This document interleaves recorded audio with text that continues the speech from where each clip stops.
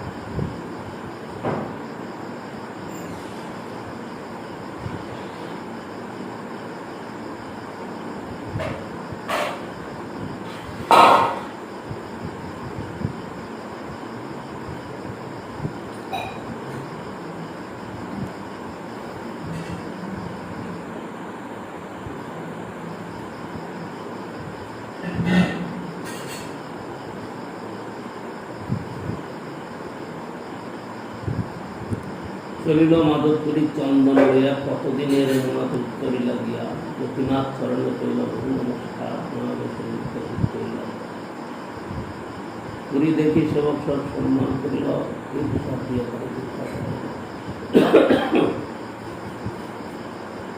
সেই রাত্রে দেবালয়ে করিল শয়ন শেষ রাত্রি হইল পুরী দেখিল গোপাল আসিয়া কহে শোনা হে মাধব কর্পূর চন্দন আমি পাইলাম কর্পূর সহিত বসিয়ে সব চন্দন গোপীনাথের অঙ্গে নৃত্য করা হল। গোপীনাথ আমার সে একই অঙ্গ হয় ইহাকে চন্দন দিতে হবে বিধানা ভাবিও না করিও কিছু মনে বিশ্বাস করি চন্দন দেওয়া আমার এত বলি গোপাল গেল গুসাই ডাকিলা গোপীনাথের সেবক দলে ডাকিয়া আনিলা প্রভুর আজ্ঞা হইল এই কর্পূর চন্দন গোপীনাথের অঙ্গে নৃত্য করা হবে।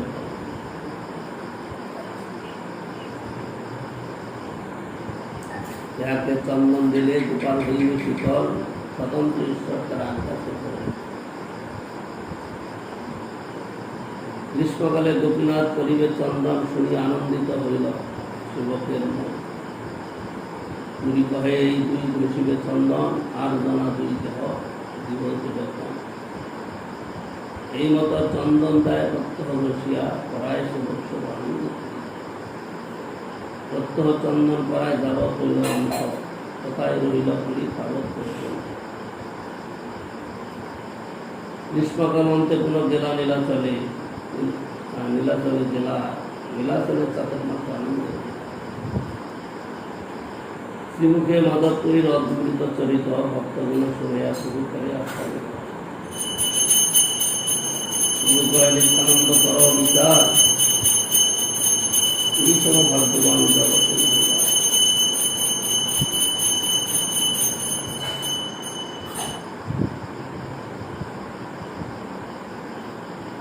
দুগ্ধদান ছলে কৃষ্ণ দ্বারে দেখা দিল।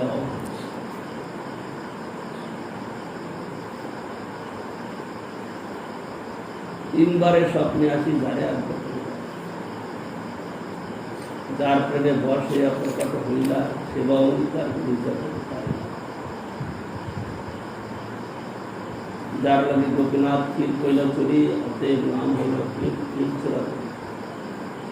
কর্পূর চন্দন যার অঙ্গে চড়াইল, আনন্দ করি বিষয় করিল।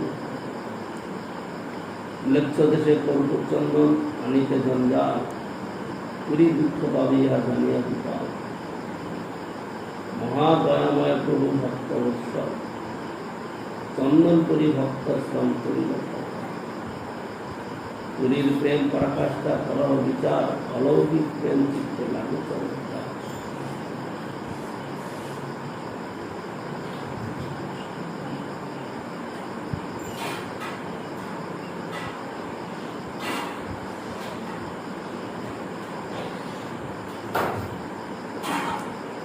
পরম বিরক্ত মুনি সর্বত্র উদাসীন, ব্রাহ্মভক্ত ভয়ে দ্বিতীয় সংলগ্ন। অনজন গোপালের আজ্ঞামৃত পাইয়া, সহস্র কোষ আশি দূরের চন্দন মাগিয়া। ওকে রহে তবু অন্ন মাগিয়ে না খায়, অনজন চন্দন তার ভেঙে যায়। মানে তো চন্দন তুলাভিষেক কর্পূর, গোপালে পড়াইব এই আনন্দ। উত্তরের ডানি রাখে চন্দন দেখিয়া, তাহা এড়াইল রাস্তা। ম্লেচ্ছদের দুর্পদ জগতীয় পার, কেমতে চন্দন নাহিয়ে বিচার।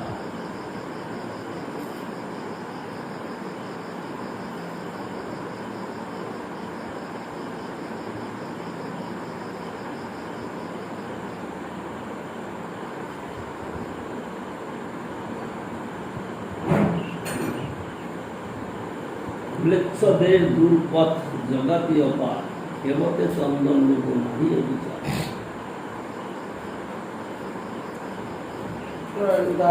নিতাই গৌর প্রেমানন্দে। নিষ্কপট ভক্ত যে অধিকারী হোক না কেন, যখন ভগবানের সেবা করে, তখন তার কাছে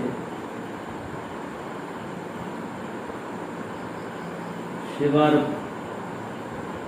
সময়তে যে ক্লেশ, সেটা সে অনেক দূরে রাখে।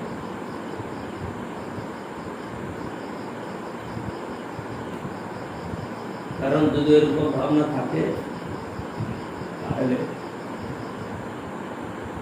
সেবা করতে পারে। জনার্দন মহারাজ বলতেন একটা কথা, আর 6 রকমের শিষ্য আছে, লোকটা মনে না। 6 রকমের শিষ্য। মানে গুরুদেব যদি আজ্ঞা করে যে এইটা করো, শুধু আমাকেই বলে, আর কাউকে বলে না, যদি পারবো সেটা বলতে।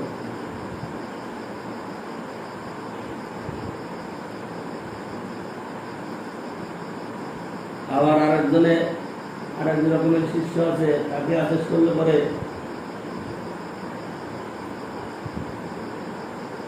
সে চিন্তা করতে থাকে, ঠিক আছে গুরুদেব বলছেন তাহলে আরেকজনকে ডেকে মিলেমিশে করবো। এরকম করে 6 প্রকারের শিষ্য। কিন্তু প্রকৃত অর্থে যখন আদেশ হয়েছে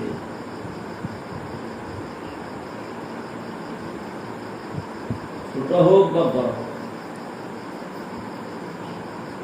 কষ্টসাধ্য হোক বা অনায়াস হোক,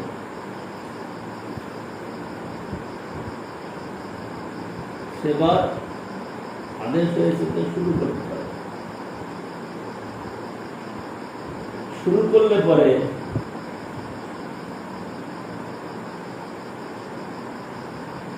গুরু আর ভগবান তখন তারা অন্যের হৃদয়ে প্রেরণা দিয়ে সেই সেবকের সহযোগিতা করা, যাতে সেবাটা সম্পন্ন। সেটা নিষ্কপট হওয়া দরকার। যারা নিষ্কপট সেবক হবে, প্রকৃতই ভগবানের সেবার জন্য করছে, এখানে নিজের গর্ব, দম্ভ, অহংকার এরকম কিছু না, তাহলে ভগবান তার সেবাকে পুরা করবে। কারণ গুরুদেব আদেশ করেছেন, যদি গুরুদেবকে গুরু বলে মানি, তাইলে গুরুদেব হলেন কে? হ্যাঁ, গুরুদেব কে হলেন? গুরুদেব হলেন ভগবানের প্রিয়। সুতরাং প্রিয়জনের বাক্য প্রিয়জন রক্ষা করে। যখন প্রিয়জনের বাক্য প্রিয়জন রক্ষা করেন, তখন গুরুদেব যখন বলেছেন ভগবানের প্রিয়, তাহলে তার বাক্যটা ভগবান রক্ষা করার চেষ্টা করে। এইটাই সিদ্ধান্ত। সেই জন্য আদেশ করেছেন তোমাকে যেতে হবে, অন্যের দ্বারা হবে। কেন? মাধবপুরীর যে প্রেম, অন্য কারোর মধ্যে কি সেই প্রেম পাওয়া যাবে? সে বিচার করতে থাকবে, জানে রাস্তায় কত কষ্ট, কত উদ্বেগ হবে, কত চোর টাকা না খেয়ে না দিয়ে ঘুরতে ফিরতে হবে, রাস্তা 2000-3000 মাইল। মাধবপুরে সে চিন্তা করেন। গোপাল বলেছেন, আদেশ করেছেন যে মাধবপুরে কিন্তু আমাদের মতো বুদ্ধিমান নয়, তিনি তখন শিশু, তিনি তখন ভক্ত। এই হলো ভক্তের মহিমা। তিনি সম্পূর্ণ জ্ঞানবান, বিদ্বান, সর্ববিষয়তে তিনি চতুর, সামর্থ্যবান, কিন্তু তিনি শিশুর মতো। সেখানে তার গুণ মানে নিজের চালাকি, কপটতা, বুদ্ধি লাগানো, এসব কিছু না। গোপাল বলেছে চলো এনার্জি করা, সেই ভাবটা আশাদি সহজ কথা। ম্লেচ্ছদের দূর পথ জগাতি অপার, যেমতে চন্দন মিল নাহিয়ে বিচার। এই কথাগুলো কেন শোনাচ্ছে? এই কথাগুলো কিন্তু মহাপ্রভু বলছেন।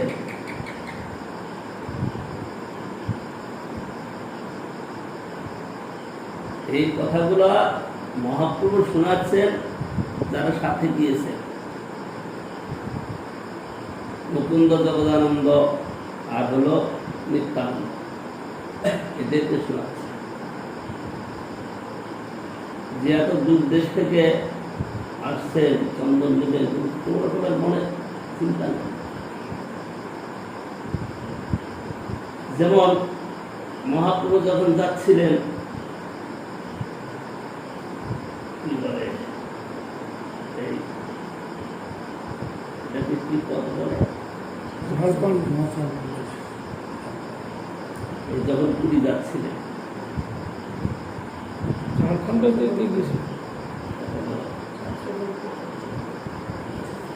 চক্রতীর্থের ওখান দিয়ে কি ওটা রাস্তা কি নাম বলছিলেন হ্যাঁ এটাকে কি রাস্তা বললো ছত্রভোগ পথে, ছত্রভোগ পথে যাচ্ছেন। সেখানে ছত্রভোগে রামচন্দ্র খান সেখানকার সে হলো জমিদার, জমিদার এবং সরকারের মুসলিম সরকারের সে একজন প্রতিনিধি।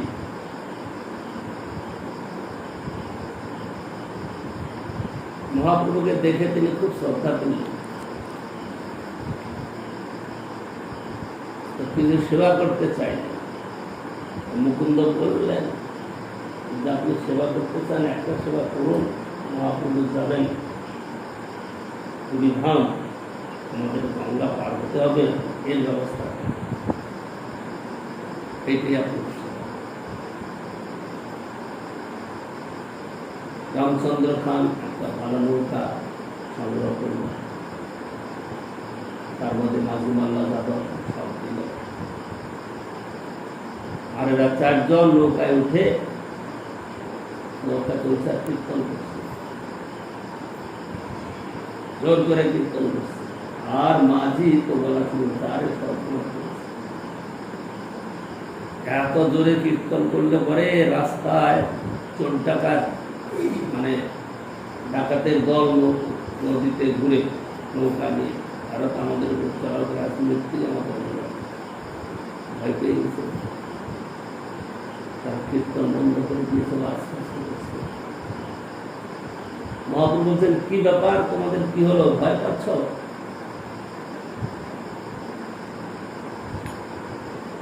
আমাদের উপর আক্রমণ করবে জলদস্যুরা, তুমি ভয় পাচ্ছ? ওই দেখো কি দেখাচ্ছে, চক্র, ওই দেখো চক্র দিচ্ছে। বিষ্ণু ভক্তের কোনো ভয় নেই, কোনো ভয় পাচ্ছে না। ওই দেখো চক্র আমাদের পেছনে করেছে আমাদের রক্ষা করার জন্য। এই জন্য ভয় পাওয়ার প্রয়োজন। যেখানে যেরকম পরিবেশ সেইভাবে মেনে চলতে থাকলে কোনো অসুবিধা নেই। মহাপ্রভু তাদেরকে নিয়ে কীর্তন করতে করতে নৌকা পার হয়ে সেই যারা সেবক, যারা ভক্ত, তারা দুঃখ কষ্টের কথা চিন্তা করে, বিচারই করে। রবীন্দ্রনাথ ঠাকুর বললেন তোমার সেবায় দুঃখ হয় যত, সে তো পরম সুখ, সেটা অতি নিম্ন ক্লাসের ভক্তের জন্য।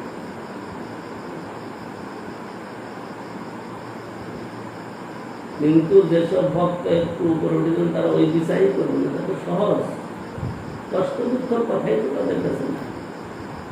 তাদের কাছে কি আছে? সেবা। তাদের কাছে আছে সেবা, তাদের কাছে আছে সেবা। আদেশ হয়েছে বা সেবা করতে হবে, এটুকুই আছে তাদের কাছে। তোমার সেবায় দুঃখ হয় যত, সে তো পরম সুখ। এই আমাদের মতো ছোট ছোট ভক্তদের বুঝাবার জন্য। কিন্তু যারা প্রতিষ্ঠিত হয়েছে তাদের কাছে এই কথা বোঝাবার কোনো দরকার নেই। তারা সেবা করে।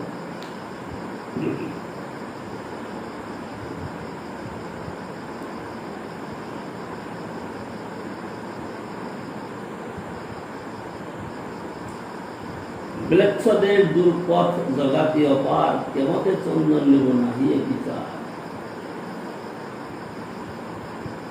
যারা গৌরাঙ্গের চিত্তেতে নিজেদের অধিকার স্থাপন করতে চায়, তাদের এইরকম ভাবনাটা গ্রহণ করতে হবে। সেবা তো সেবা, সেখানে সুখ দুঃখের কোনো প্রবলেম। সেবা করতে গিয়ে যদি প্রাণ চলে যায় তো যাবে। গুরু আজ্ঞা হয়েছে সেবা করার জন্য, সেবাই তো আমার কাজ, সেবাই তো আমার জীবন। তাতে যদি প্রাণও চলে যায় যাবে। পুরেশের নাম শুনেছ? পুরেশ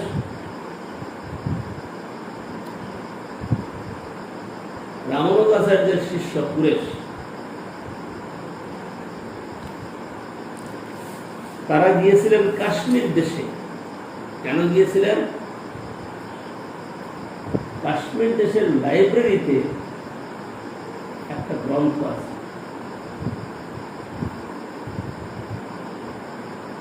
তৎকালে তো মুসলমানদের অত প্রভাব ছিল না। আজকাল যেমন মুসলমান এত, তখন এত মুসলমান ছিল না। তখন মুসলমান ছিল না, ম্লেচ্ছ ছিল। মানে মুসলমান যেভাবে আজকাল প্রচার, মুসলমান এরকম না। ম্লেচ্ছ মানে ধর্ম আচারহীন এমন লোক ম্লেচ্ছ। সেখানে ছিল যে গ্রন্থ ছিল, সেটা ছিল কোনো তান্ত্রিক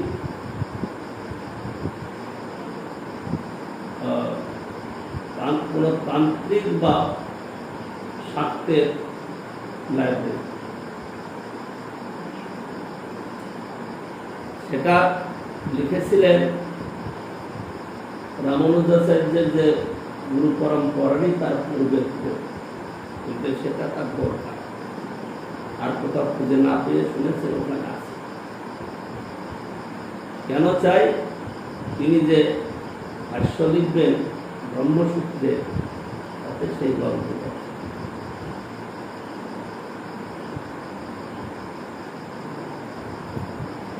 রামানুজাচার্য পুরেশ দুজনে গিয়ে সেখানে ওদের সঙ্গে বন্ধুত্ব করেছে,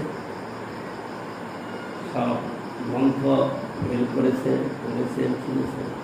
কিন্তু চুরি করে আনবে যে, সেই সাহসটা তো হচ্ছে না, সোজাসুজি। তারপরে কি করেছে? কোন এক সময় সুযোগ পেয়ে গ্রন্থ নিয়ে চলে রামানুজাচার্য পুরেশ দুইজন। রাস্তায় চলতে চলতে 2-4 দিনের মধ্যেই পুরেশ সমস্ত গ্রন্থটাকে মুখস্থ করে দিয়েছে। খুব মেধা, মানে 2-4 দিনের মধ্যেই মুখস্থ। ইতিমধ্যে রামানুজাচার্য নাই, পুরেশ নাই, সেই লাইব্রেরির যে সেই ছাত্র, সে খুঁজে দেখছিল বই। তাদের মাথা গরম হয়ে গেল। কি হলো? পড়াই চুরি, ঘোড়া দিয়ে লোক পাঠালো।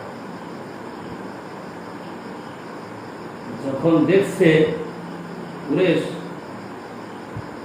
যে আমাদের তো বিপদ, প্রাণ যায় আমার যাক, কিন্তু গুরুদেবকে তো বাঁচাতে হবে। আমি মরে গেলেও কাজ চলবে, কিন্তু গুরুদেব যদি চলে যায় তাহলে তো অসুবিধা। দুইজনের কাপড় বদলাবদলি। রামানুজাচার্যের কাপড় পুরেশ করলেন, পুরেশের কাপড় রামানুজাচার্য। ওরা দুইজনে চললেন। ওদের চাই রামানুজাচার্যকে, রামানুজকে ধরেছে, কিন্তু পুরেশ গ্রন্থ তারা পেয়ে গেছে। তারা যে গ্রন্থ চুরি করেছিল এই অপরাধে কুরাইশের চোখ দুইটাকে উপরে, মানে চোখ বের করে ছেড়ে দিয়েছে।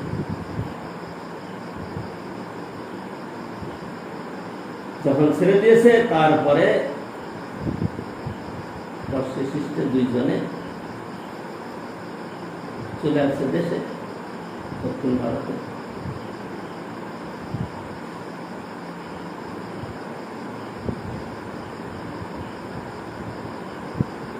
দক্ষিণ ভারতে চলে আসছে। পুরুষের তো চোখ নাই, গুরুদেবের সহযোগিতাতেই সে রঙ্গনাথ মন্দির পর্যন্ত এসেছে। এখন রামানুজাচার্য বলছেন পুরেশকে, যে পুরেশ তুমি এক কাজ করো, তুমি রঙ্গনাথের কাছে প্রার্থনা করো যে আমার চোখটা ঠিক করে।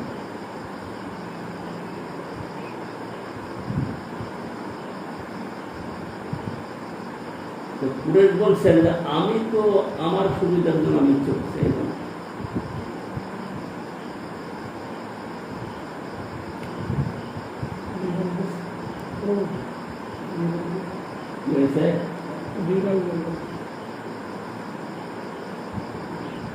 আমার জন্য আমি চোখ চাইব না। যদি আপনার প্রয়োজন হয় তাহলে আপনি ঠাকুরকে প্রার্থনা করেন আমার চোখ ভালো হবে, আমি চাই।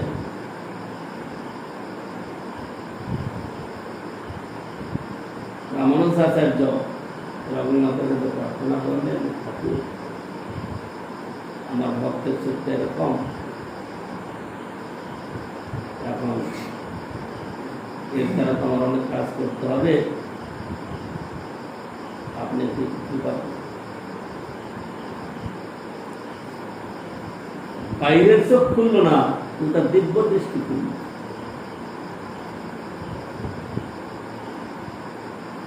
বাইরের চোখে কিছু দেখছে না, কিন্তু দিব্য দৃষ্টি। তারপরে যখন সেই রামানুজাচার্য সেই ভাষ্য লিখছেন, আর সেই পুরেশ সবকিছু সূত্র বলে দিচ্ছে, লোক সব বলে দিচ্ছে। কথাটা কেন আসলো? সেবাই প্রধান, তার জন্য যদি প্রাণও চলে যায়, সেবক কখনো সেবার দিকে পিছপাও হবে, তবেই না সিদ্ধি লাভ হবে। এই মাধবপুরীর কথায় এখানে আমরা সনাতন গোস্বামী পাদ প্রতিদিন গোবর্ধন পরিক্রমা করে, তার নিয়ম। যেখানেই থাকেন না কেন, বৃন্দাবনে থাকেন, গোবর্ধনে থাকেন, নন্দগাঁও থাকেন, যত দূরে থাকেন, প্রতিদিন গিয়ে পরিক্রমা। তো বুড়োকালে বৃদ্ধ হয়েছেন, এখন চলতে বেশি পারেন না, কিন্তু তার যে নিষ্ঠা পরিক্রমা পর্যন্ত গোবর্ধন পরিক্রমা শুরু করেছেন, আর হাঁটতে পারছেন না। এত ক্লান্ত হয়েছেন, এত পরিশ্রম লাগছেন, যা চলতেই পারছেন না, কিন্তু গোবর্ধন পরিক্রমা করতে হবে। তিনি তখন গড়িয়ে গড়িয়ে যাচ্ছে, হাসি হাসি যাচ্ছে। এইভাবে চলতে চলতে তার গায়ে ক্ষত হয়ে বসে বসে রক্ত হচ্ছে। তো গিরিধারী আর ঠিক থাকতে পারবে, কারণ ভক্তের যে নিষ্ঠা, তার যে সেবা নিষ্ঠাা, যেমন হরিদাস ঠাকুরের অন্তিম কালেতে হরিদাস ঠাকুর বৃদ্ধ, তিনি তার নিষ্ঠা নিয়ম পালন করতে পারছেন না, এইটা তার মনে দুঃখ। একদিন গোবিন্দ গেলেন প্রসাদ নিয়ে, হরিদাস ঠাকুর বলছেন আর সে প্রসাদ লঙ্ঘন করে তো সামান্য একটু প্রসাদ দিয়ে আর সব দিয়ে মহাপ্রভুকে বললেন, গোবিন্দ এই ব্যাপার, হরিদাস ঠাকুর আজকে প্রসাদ নিলেন না। মহাপ্রভু দিয়েছেন, কি ব্যাপার হরিদাস, কুশল হও? বলে, ঠাকুর আমার শরীর তো কুশল, কিন্তু মনটা অকুশল। কি রোগ হয়েছে তোমার? তখন হরিদাস ঠাকুর বলছেন, ঠাকুর আমি তো বুঝতে পারছি আপনি অতি অল্পকালের মধ্যে লীলা সম্বরণ করবেন, আমি সেইটা দেখতে চাই, তার আগে আমাকে আপনি উঠিয়ে দেবেন। হরিদাস, তোমাকে দিয়ে আমার সব লীলা, তুমি চলে যেতে চাও, তো আমার সঙ্গে আর কে থাকবে? হরিদাস বলছেন, প্রভু আপনার অনেক ভক্ত, আমার চেয়ে কত বড় বড় ভক্ত আছে, আমি তাকে ক্ষুদ্র কি?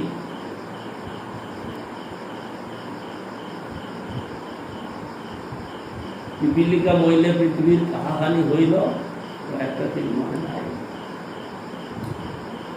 যেমন আমি ভক্ত বলছেন, এরকম হাজারো পিপিলিকা তো আছে, একটা পিপিলিকা মরলে কি ক্ষতি হয় পৃথিবী? আমি সেই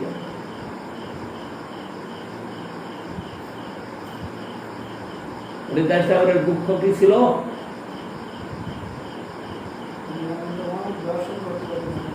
হ্যাঁ,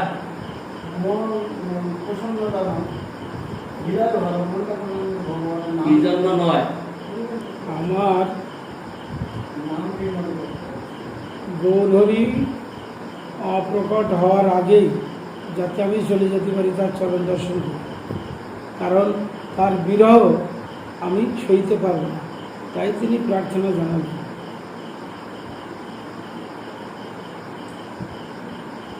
এর আগে কয়েকটা কথা হয়েছিল, সেটাই আমি ঠিক বলতে পারি নাই। হরিদাস ঠাকুর বলছিলেন যে সংখ্যা নাম পূর্ণ হচ্ছে। মহাপ্রভু বলছেন, তুমি তো সিদ্ধ হয়েছ, তুমি সংখ্যা অল্প করো। তখন বলছিলেন যে প্রভু আমি আমার কথা জানি। তখন জানাবেন যে প্রভু এই ব্যাপার, আপনি তো অল্পকালে লীলা সম্বরণ করবেন, আমি সেটা দেখি সহ্য করতে পারব না। তাইলে মহাপ্রভু বললেন যে তুমি তো সিদ্ধ হয়েছ, তুমি সংখ্যা অল্প অল্প করে করো, অসুবিধা কি আছে? তো সিদ্ধ হয়েছে বলে এই যে আমি সিদ্ধ, সুতরাং ভজন ছেড়ে দিলাম, কম করলাম, এটা সেবকের এক অঙ্গ সাধে কেহ সাধে বহু অঙ্গ, নিষ্ঠা হইতে উপজায় প্রেমের তরঙ্গ। নিষ্ঠাটা সেবা নিষ্ঠা থাকে। প্রতিদিন আমি ঠাকুরের এই সেবাটা করি, তাতে ঠাকুরের আমার সেবায় সেই সুখটা হয়। একদিন যদি বাদ দেয়, তাহলে সেটা যদি না পাইতেন তার অনেক কেমন লাগবে, কি ব্যাপার আজকে সেটাই নেই, কোথায় নেই।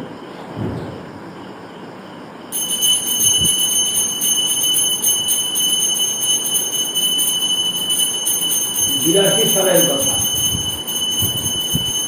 আমি তখন আচার্যবাদের সেবা পুরী ধামে গিয়েছি। পুরী ধামে গেলে পরে ভক্তরা একদিন আলালনাথ দিয়ে উৎসব করে, এইটাই নিয়ম আছে। তো আলালনাথ যাচ্ছে সকালে, আমারও ব্যবস্থা হয়েছে যাওয়া। আমি ঋষিকেশ মহারাজকে প্রণাম করতে গিয়েছি। ঋষিকেশ মহারাজ বলছেন, আরে তুমি তো যাবে, তোমার সেবাটাকে করবে, ব্যবস্থা করেছ?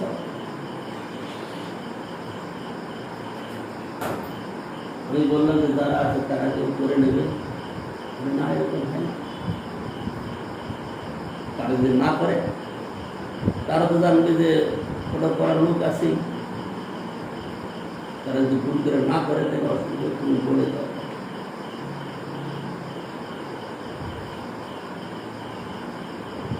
রামপ্রভুকে বলে গেলাম যে আচার্য পদের তারপর আর তার সাথে থালা বাসনটা কিনতে হবে, এটা আপনি ছিল বিশেষ বড় আমাকে এই জ্ঞান হবে। কেন বলছিলাম? নিষ্ঠা হয়তো বোঝায় প্রেমের তরঙ্গ।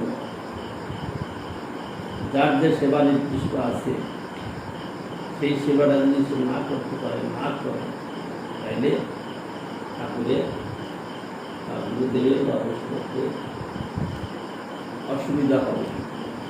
সেই জন্য নিষ্ঠা হয়তো বোঝায় প্রেমের তরঙ্গ। সনাতন গোস্বামী পাদ পরিক্রমা করছেন, পারছেন না। যখন তার ওই অবস্থা হয়েছে তখন সাক্ষাৎ গোবর্ধন ভারী প্রকট হয়েছে গোয়ালার বিরুদ্ধে, আর ব্রজবাসীর সামনে এসে বলতেন, বাবা তুমি কি করছো? তোমার গায়ে রক্ত করছে, গায়ে কত ক্ষত হয়ে গেছে, আর তুমি এরকম ভাবে কি করছো? বলছে, বাবা এটা তো আমার নিয়ম, আমি নিয়ম করেছি, নিয়ম যদি পালন না করতে আমার অপরাধ হবে, সেই জন্য আমাকে পরিক্রমা তো করতেই হবে। বাবা আমি একটা কথা বলবো, শুনবে, মানবে? মানার মতো হলে মানবো। সেই ব্রজবাসী একটা গোবর্ধন শিলা নিয়ে আসে। সেই গোবর্ধন শিলার মধ্যে কৃষ্ণ পদচিহ্ন, গো পদচিহ্ন, গোকুলের চিহ্ন, বংশী চিহ্ন, আর গরু দড়ির চিহ্ন, এই চারটা চিহ্ন যুক্ত একটা শিলা পাথর এনে দিলেন। বাবা তুমি এইটাকে পরিক্রমা করলে গোবর্ধন পরিক্রমা হয়ে যাবে, তুমি আর এত কষ্ট করো না, এখন বয়সে সেই পাথরটা নিয়ে আসলেন। তারপরে আর সনাতন গোস্বামী আর গোবর্ধন পরিক্রমা করেন নাই, এইটা পরিক্রমা করলে গোবর্ধন পরিক্রমা করে। এটা কখন পেলেন? শুদ্ধ গায়ে রক্ত ধরার পরে, শুদ্ধ অবস্থায় গায়ে রক্ত ধরার পরে। গায়ে যখন রক্ত ধরছে সেবার টানেতে, তখন আর ঠাকুর ঠিক করতে পারে। মা যশোদা গোপালকে বাঁধবে ছাড়াছাড়ি, আর গোপীরা বলছে, আরে ওকে বাঁধতেই পারবে না, ওকে তোমার বাঁধাই বাঁধা পারে নাকি? কি আমার ছেলেকে আমি বাঁধতে পারবো না? পেটটা ভেবে থেকে এত রশি তো রায় যখন ছোট করে যায়, কি আশ্চর্য। দাসীদের বলে আর একটা রশি নিয়ে আসতো, একে আজকে বাঁধতেই তো হবে, ছাড়া যাবে না। বলছে যে আমি আজকে চলেই যাবো বনে। আরো ভয়, চঞ্চল ছেলে যদি চলে যায় তাহলে কে বাঁচাবে, কে আনবে? এই ভয়েতে আরো চেষ্টা, বাঁধতে হবে। এইরকম চেষ্টা করতে করতে বেলা গড়িয়ে গেল, কিন্তু আর বাঁধতে পারছে না। বেলা গড়িয়ে গেল, বাঁধতে পারছে না। শেষে মায়ের কষ্ট দেখে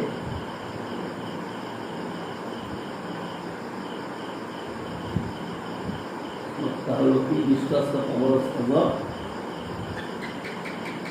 দৃষ্ট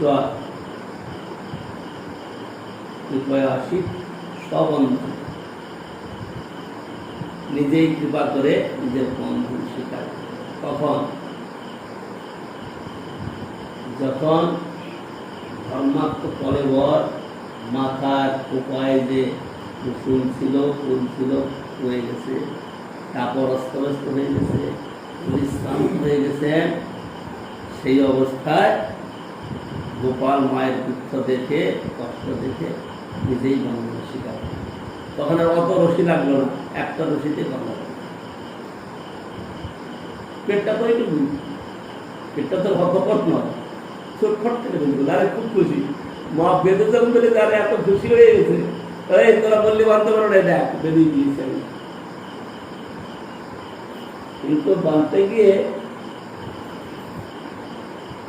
তার যে পরিশ্রম হয়েছে কিন্তু তার কেউ বুঝে নাই, গোপাল বুঝেছে। আর শেষে তার খুশি হয়ে গেছে, বাঁধতে পেরেছে।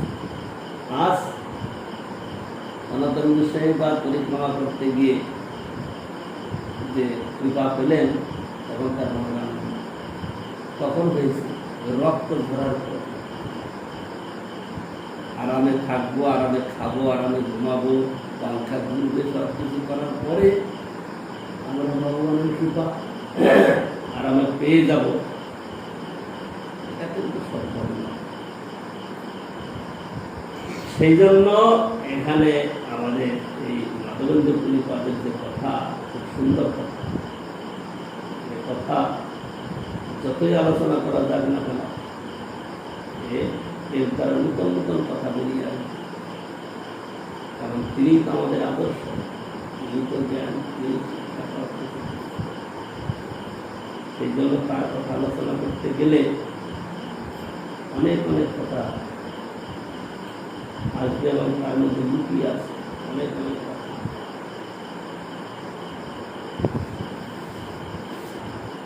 মৃত্যদের দুর্পদ জগাতি অপার, কেমতে চন্দন নিব নাহিয়ে বিচার। সঙ্গে এক বট নাহি ঘাটি দাম দিতে, তথাপি উৎসব বড় চন্দন নিব।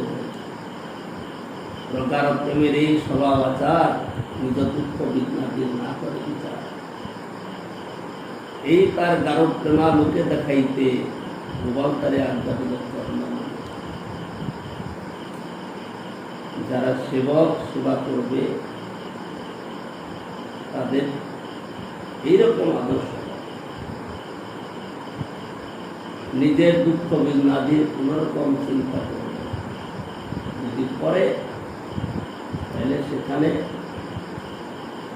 কৃষ্ণ কৃপা, গুরু কৃপা অনেক দূরে থাকবে। জীবন কেটে যাবে, ভালো মতোই কাটবে, সুখে সুখে কাটবে, আরামে কাটবে। কিন্তু যার জন্য আমরা গুরুদেবের কাছে এসেছি, যার জন্য আমরা ভগবানের সেবা করছি, তার শুদ্ধ ফলটা হয়তো আসবে। সেই জন্য এই তার গাঢ় প্রেমা, প্রগাঢ় প্রেমের এই স্বভাব আচার, নিজ দুঃখ বিঘ্নাতির না করে বিচার। যেখানে প্রেমের কথা হয় সেখানে নিজের দুঃখের কথা, বিঘ্নের কথা, অসুবিধার কথা বিচার করে, কারণ সেবাটা করতে হবে। ছেলে অসুস্থ, তার জন্য ডাক্তার একটা ঔষধ দিতেছে। সেই ঔষধটা আশেপাশের ফার্মেসিতে পাওয়া যায়, 10 মাইল 20 মাইল দূরে যেতে হবে, সেখানে কি করবে সেটা অত কষ্ট কে করবে, ছেড়ে দাও। তাই কি করবে, লোক না জুটলে নিজেই যাবে, সাইকেল চালিয়ে যাবে, মোটর সাইকেল চালিয়ে যাবে, গাড়ি চালিয়ে যাবে, বা শেষে কিছু না পেলে হাটেই যাত্রা শুরু করবে, যে 2 ঘন্টা 3 ঘন্টা লাগবে পৌঁছাবো, আবার 2-3 ঘন্টায় নিয়ে আসবো, তাদেরকে ওষুধ দেওয়া হবে। কিসের থেকে হচ্ছে এটা, প্রিয়তা। সেই রকম প্রগাঢ় প্রেমের এই স্বভাব আচার, যেখানে এরকম প্রিয়তা প্রেম আছে, সেখানে নিজ দুঃখ বিঘ্নাদি না করে। বাচ্চা ছেলে অসুস্থ, মা সারা রাত বসে থাকবে, একটু চোখের পলক করবে না, ঘুমাবে, অন্য সময় ঘুমিয়ে পড়ে যাবে। কিন্তু ছেলে অসুস্থ হয়ে পড়ে আছে, সারা রাত্রি তার দিকে তাকিয়ে থাকবে, কখন বাচ্চাটা একটু চোখ মেলে বা একটু জল চায় বা কিছু, সারা রাত। এই তার গাঢ়প্রমা লোকে দেখাইতে গোপাল তারে আজ্ঞা দিল চন্দন আনিতে। ও পরিশ্রমে চন্দন যেমন আনিল, আনন্দ বাড়িল মনে, দুঃখ না জ্বলিল। পরীক্ষা করিতে গোপাল কইল আজ্ঞা দান, পরীক্ষা করিয়া শেষে হইল দয়াবান। এই পরীক্ষা আমরা তো মনে মনে ভাবি ঠাকুর তো আমাকে পরীক্ষা করার জন্য এই সেবাটা দিল, তাইলে গেছে। সেবা তো সেবা, পরীক্ষা তো আমরা প্রতি মুহূর্তে দিচ্ছি, প্রতি মুহূর্তেই দিতে হবে। প্রতি মুহূর্ত মানে প্রতি সেকেন্ড বা কারো খণ্ড সময় পরীক্ষা আমাদের চলছে, সেই পরীক্ষা দিতে হবে। পরীক্ষা করিতে গোপাল কইল আজ্ঞা দান। আমরা পরীক্ষা দিচ্ছি সব সময়ের জন্য, যদি পরীক্ষায় আমাদের কোন রকমের ত্রুটি হয়ে যায় তাহলে আমরা পিছিয়ে পড়ে গেলাম আরেক বছরের জন্য। সেই জন্য প্রত্যেক দিন প্রত্যেক মুহূর্ত পরীক্ষায় পাশ করে দিই। যদি পরীক্ষায় ফেল করি তাহলে আরেক বছর চেষ্টা করতে হবে। কিন্তু গোপাল পরীক্ষা করার জন্য আজ্ঞা করলো, কিন্তু শেষে দেখলো যে না, ভক্ত তো খুব কষ্ট পাবে, আর কিছু কষ্ট দিয়ে দরকার।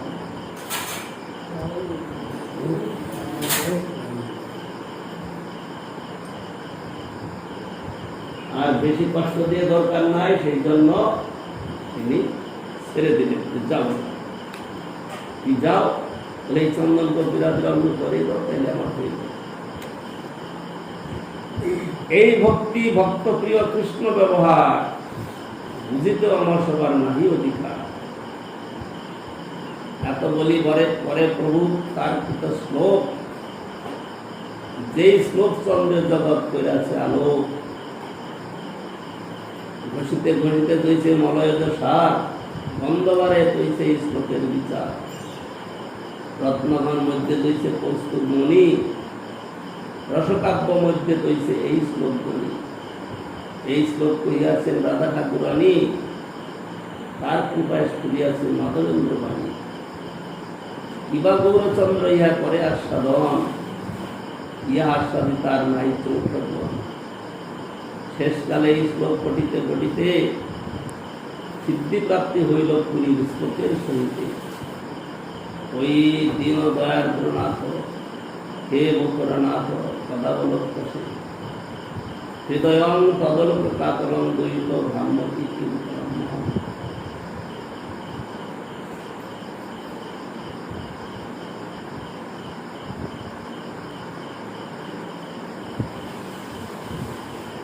ওহে দীন দয়ার্দ্রনাথ, ওহে মথুরানাথ, কবে তোমাকে দর্শন করি? তোমার দর্শন অভাবে আমার কাতর হৃদয় অস্থির হয়ে পড়ে আছে। হে দ্বৈত, আমি এখন কি করি, তুমিই বলো।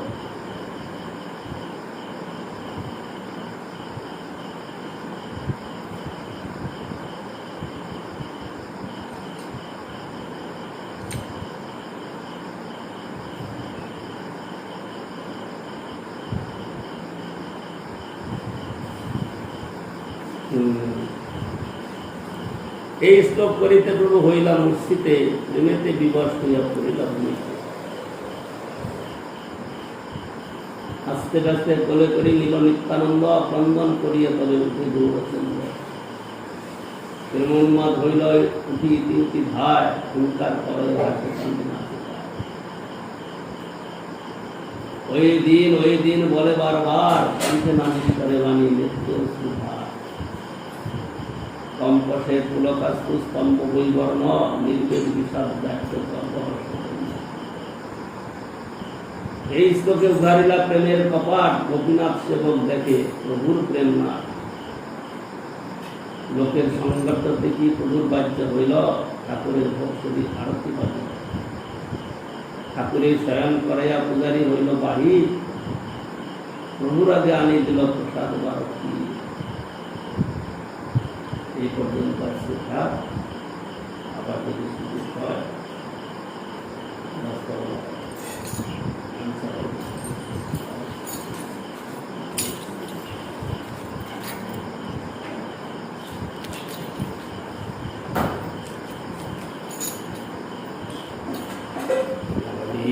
নিন্দিত কান্তিধরম রসসাগর নাগর ভূপবরম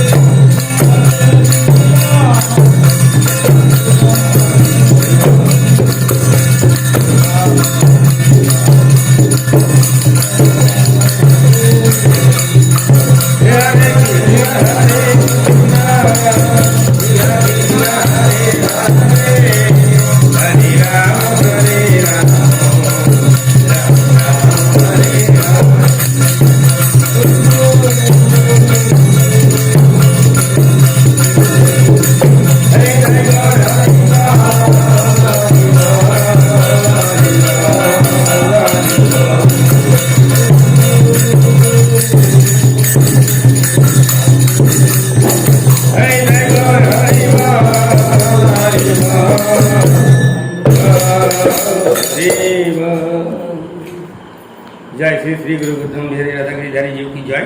जय ओम विष्णु श्रीमद भक्ति के स्वामी गुरु महाराज की जय। जय नित्य महाराज की जय। जय नित्य भगवत गोस्वामी महाराज की जय। जय नित्य परम गुरु शिल भक्ति गोस्वामी महाराज की जय। जय नित्य गोस्वामी महाराज की जय। जय नित्य विष्णु विष्णु सत्य ठाकुर की जय। जय नित्य विष्णु जगत गुरु शिल भक्ति सिद्धांत गोस्वामी भगवत की जय। जय नित्य गौर सुधर बाबाजी महाराज की जय। जय नित्य सत्यानंद भक्ति विनय ठाकुर की जय। जय नित्य विद्रोषण विश्वनाथ ठाकुर सनातन ठाकुर कृष्णदास की जय। जय रूप सनातन भट्ट रघुनाथ श्री गोपाल भट्ट दास रघुनाथ सर्व गोस्वामी की जय। शरदत्त विलासकारी गौसुंदर की जय। प्रेम से कहो श्री कृष्ण चैतन्य प्रभु नित्यानंद श्री अद्वैत गदाधर शिवाजी गौर की जय। जय शिवांत देव मायापुर शिवांत देव उत्तम देव मध्य देव धाम की जय। गौर धाम की जय। जय श्री श्री राधा कृष्ण गोवर्धन मथुरा वृंदावन राधाकुंड श्यामकुंड जमुना जी की जय। जय गोविंद गोपीनाथ में जय। जय वृंदावन धाम की जय। धाम की पुरुषोत्तम धाम की जय। जय जगन्नाथ बलराम सुभद्रा जी की जय। जय भक्ति विघ्न विनाशकारी भगवान वासुदेव की जय। जय भक्तराज प्रहलाद महाराज की जय। जय श्री राधा गौर की जय। जय गौरधर की जय। सर्वदमोदर की जय। जय अमन की जय। नमस्ते हरिदास ठाकुर की जय। चित्तदामिला की जय। भक्ति देवी की जय। रूढ़ी कुंज की जय। गंगा जी की जय। खानदास की जय। भक्ति विनय ठाकुर भजन कोट की जय। गोद्रम धाम की जय। श्रीमद भक्ति के गुरुमठ की जय। इंदा देवी की जय। कुमारानी की जय। नाम भट्ट की जय। नाम प्रभु की जय। जगत गुरु शिल भक्ति सिद्धांत सरस्वती मिशन की जय। गौड़ गुरु परंपरा की जय। परम गुरु शिल भक्ति भवन की जय। गुरु महाराज की जय। अनंत परिवर्तन की जय। हरिनाम की जय। चंद्र नत्ता की जय। निदाय गौर प्रेमानंदे हरि बोल।